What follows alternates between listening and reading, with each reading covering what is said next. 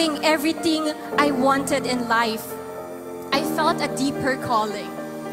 I have always looked up to the apostle and his love for the mission. Alam kong hindi ako magkakamali pag sinundan ko si apostol dahil alam kong Diyos ang aking sinusundan.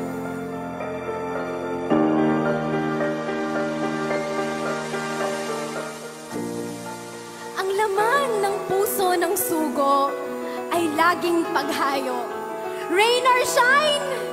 Sa kapanahunan man o di kapanahunan, tuloy ang pangangaral ng Ebanghelyo. Lumago at naabot ang iba't ibang mga lahi, bansa at kontinente. Marcos 16, 15 hanggang 16. Ang utos sa sugo ay go! Palalakihin ko ito, ang kanyang matibay na panata, dahil ang pangako'y sa wakas ay gagawing dakila. Sa paglago ng iglesia, maraming gusali ang patuloy na itinatayo, na itatag ang ministeryong Goodman Builders International. Bantayog ng pananampalataya na ang Diyos ang nagpapalago. Palalakihin ko ito. Kung narito ang sugo, ito ang kanyang hindi nagbabagong payo.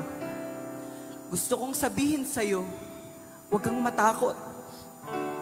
Hindi ko hinihiling na lagi kang maging malakas.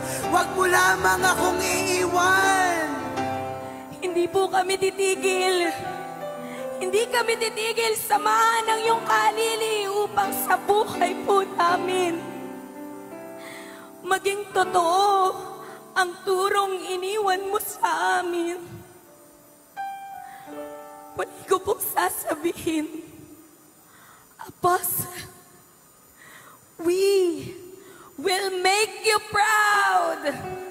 Hindi kami mababahala pagkat tanto namin, buhay ka sa aming pananampalataya. Hanggang sa susunod nating pagkikita, Apostle, happy rapture. When we all get to heaven, what a day of rejoicing that will be.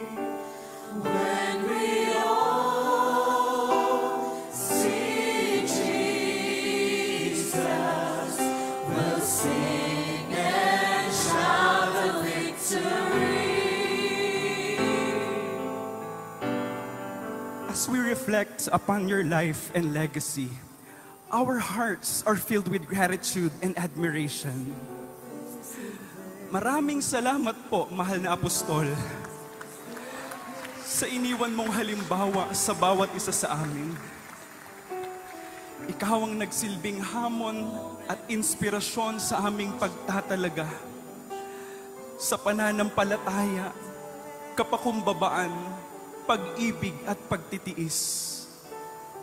Bishop Jonathan, as we welcome you as our new Chief Executive Minister,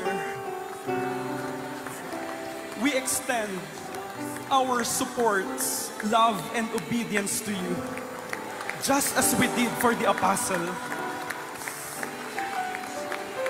We promise to work with you, embracing your vision and leadership with open hearts and willing hands.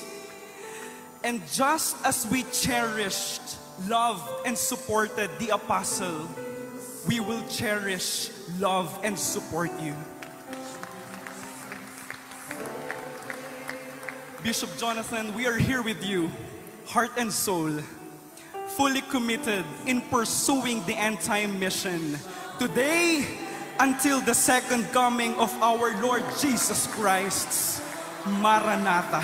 Shall be changed.